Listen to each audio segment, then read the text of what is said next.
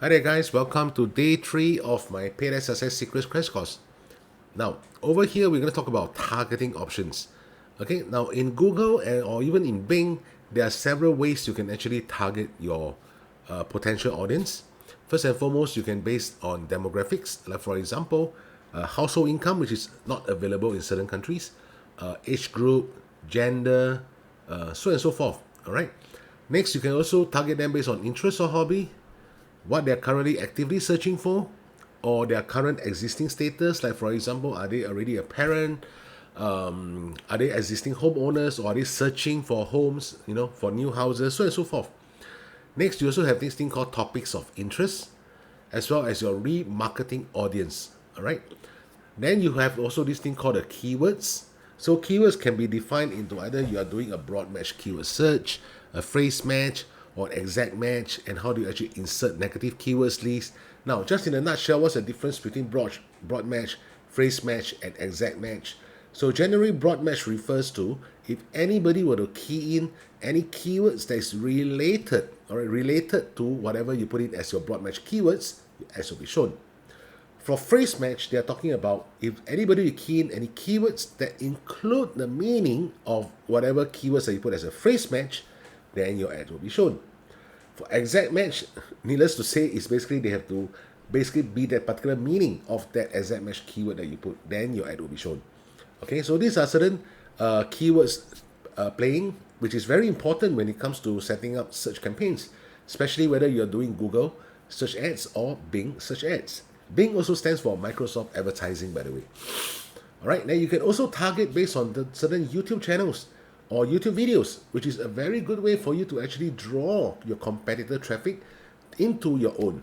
All right, like for example, if you realize that this particular YouTube channel has a lot of subscribers and most of their subscribers are active subscribers and not fake subscribers, by the way, active subscribers, and you notice that the videos in the channel is very related to the particular offer that you're trying to promote, you can actually put your video advertisement into that particular YouTube channel. All right, so that you will go through a bidding process, and if you win the bid, your video ad will be shown when anybody is watching any videos in a particular YouTube channel. Next, instead of just targeting the entire channel per se, if you see one particular YouTube video that is really attractive to you, really gives a lot of value to the YouTube audience and is gaining popularity or traction in YouTube, you can also choose to place your ad in that particular YouTube videos. Now, I'm sure sometimes you see certain YouTube videos and all of a sudden an ad pops up. All right, so that is where the YouTube ad actually won the bid and is showing their particular ad content to you. Next, you also can do locations targeting. Now, locations targeting need not necessarily be as broad as countries per se. Like for example, I want to target the entire United States. You can actually target based on states level, or you can actually target based on even the street level. Okay, like for example, you have an offline business. Let's say you're doing pet grooming services and you're located in a certain part of this particular street, and you actually want to do some search campaigns, right? Google search campaigns, whereby you can actually build up awareness of people looking for pet grooming services who are staying, let's say, for example, 10 kilometers away as a radius from your location. You can actually do that. So these are all the various targeting options that you can find in Google and some of them in Bing Ads. All right.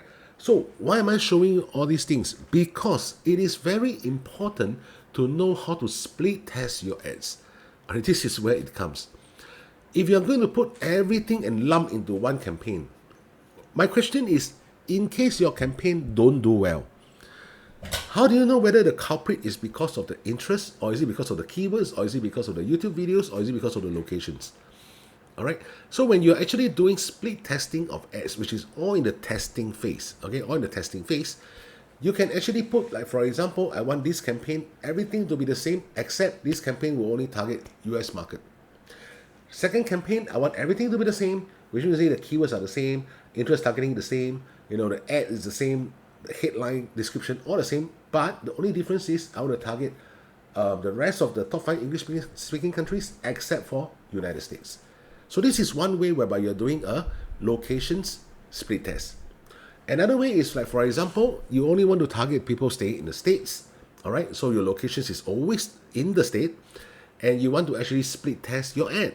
Like for example, I have this particular ad with these few headlines and these few descriptions from this particular marketing angle. Then I want to use another ad to split test against each other to see, like for example, I'm now using the second marketing angle to come up with my headlines and my description and see which ad actually can perform better in terms of conversion. So these are all the data that you can actually get if you set up all your tags, TAGS, tags properly on your website, which we are going to talk about it in tomorrow's lesson. So stand by for my email tomorrow. Take care.